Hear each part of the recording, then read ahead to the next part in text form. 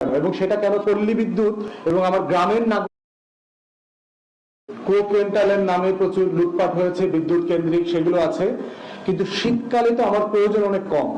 আমার গরমে ধরেন প্রত্যেক দিন আমার 15 থেকে 16,000 মেগাওয়াট বিদ্যুৎ দরকার, কিন্তু এখন তো আমার 10 থেকে 11,000 লাগে। তাহলে কি আমার প্রোডাকশন এত কমে গেছে? তাহলে আমার বিদ্যুৎ উৎপাদন হচ্ছে না কেন? এবং সেটা কেন পল্লী বিদ্যুৎ এবং আমার গ্রামের নাগরিকদেরকে এটা বেশি ভোগ করতে হচ্ছে? একটা পার্টিকুলার রিজন যেটা আমরা দেশে ঘুরে দেখলাম, সেটা হচ্ছে এই সময়টাতে প্রচুর চাষের কারণে পানি দিতে হচ্ছে। এবং আগে যেটা কৃষকরা ডিজেল চালিত মেশিন ব্যবহার করতো পানি উঠানোর জন্য এবং খেতে দেওয়ার জন্য, ইদানিং তারা এটা আপনার বিদ্যুতের লাইন সরবরাহ করে দেওয়া হচ্ছে। যেমন বরেন্দ্রভূমি অঞ্চলে দেখলাম যেটা সেন্ট্রালি বিদ্যুতের মাধ্যমে তারা পানিটা সরবরাহ করছে। তাহলে পল্লী বিদ্যুতের একটা বড় অংশ হচ্ছে এই পানির আয়োজন করতে চলে যাচ্ছে। তাহলে সরকারের প্রতি আমাদের আহ্বান হচ্ছে যে আপনারা গ্রামের নাগরিকদেরকে গরমের সময় বিদ্যুৎ দিতে পারছেন না, শীতকালে পর্যন্ত বিদ্যুৎ দিতে পারছেন না। এই বাস্তবতাকে কিভাবে আপনারা অ্যাড্রেস করবেন, আপনাদেরকে অবিলম্বে সেটার রোডম্যাপ তুলে ধরতে হবে এবং সেক্ষেত্রে আমরা বাস্তববাদী পরিকল্পনা চাচ্ছি। কিন্তু আমরা দেখলাম গত কয়েক মাস আগে যে নবায়নযোগ্য জ্বালানির যে বিদেশি বিনিয়োগের 35-34টা কোম্পানি ছিল, এই কোম্পানিগুলোর কাজ আপনারা সাসপেন্ড করে দিয়েছেন। বিশ্ব ব্যাংকের একটা প্রজেক্ট আছে যমুনার চরে, সেখান থেকে তারা 10,000 মেগাওয়াট বিদ্যুৎ উৎপাদন করতে পারবে। যেহেতু এখানে লুটপাটের সুযোগ নাই, আমলারা এই প্রজেক্টটা চালু করার ব্যাপারে কোনো আগ্রহ দেখাচ্ছে না এবং এটার পুরো ফান্ড বিদেশ থেকে আসবে, বাংলাদেশকে একটা টাকা খরচ করতে হবে না। তাহলে এই বিদেশি বিনিয়োগগুলো আমি কেন নিচ্ছি না? আমার উৎপাদন কেন বাড়াচ্ছি না? আমার দেশের সোলার প্যানেল তৈরি হচ্ছে, তার কোয়ালিটি হয়তো খুব ভালো না, তাহলে আপনি জাপান থেকে আনেন, ভারত থেকে কেন আনছেন? জাপান হচ্ছে সূর্যের আলোটার 42% পর্যন্ত ক্যাপাসিটি সে নিতে পারে, সে ধারণ করতে পারে।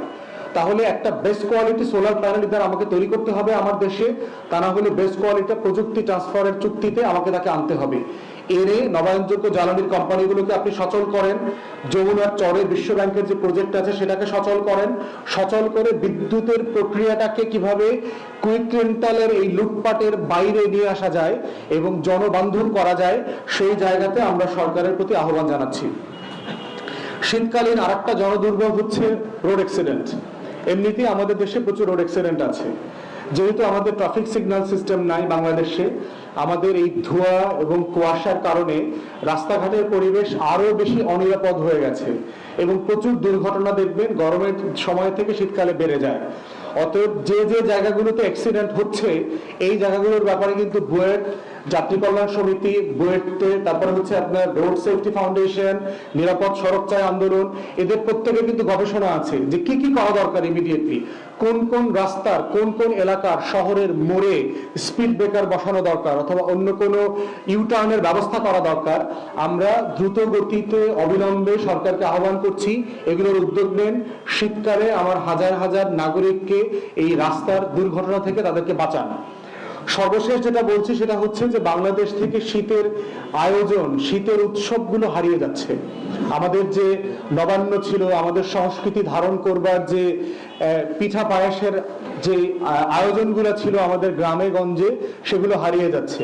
আমাদের যে সংস্কৃতি মন্ত্রণালয় আছেন যিনি দায়িত্বে, তাকে দৃষ্টি আকর্ষণ করছি যে আমাদের এই হাজার বছরের যে আমার এই জমিনের, আমার এই জনপদের যে ঐতিহ্য, আমার যে শীতকালের আমেজ ধরে রাখার যে ঐতিহ্য, সেটাকে স্কুল, কলেজ, বিশ্ববিদ্যালয়, পাড়ায়, মহল্লায়, গ্রামে গঞ্জে কিভাবে কালচার আকারে, আমার যাপিত জীবন আকারে তুলে ধরা যায়, সেই ব্যাপারে আপনারা ইমিডিয়েটলি উদ্যোগ নেবেন এবং আমার শীতকালীন অনুষ্ঠানটাকে, আমার শীতকালীন সংস্কৃতিকে জাতির কাছে এবং বিদেশের কাছে তুলে ধরবেন। এইটা একটা বড় জায়গা আমার জাতিকে জাতি হিসাবে পৃথিবীর কাছে তুলে ধরবার, এবং সেই জায়গাতে আমরা দাবি করছি শীতকালীন যে আয়োজনগুলো আমরা ছোটবেলায় দেখেছি সেগুলো সংরক্ষণ করে নতুন প্রজন্মের উপযোগী করে আরবান সেটআপে সেগুলো ফিরে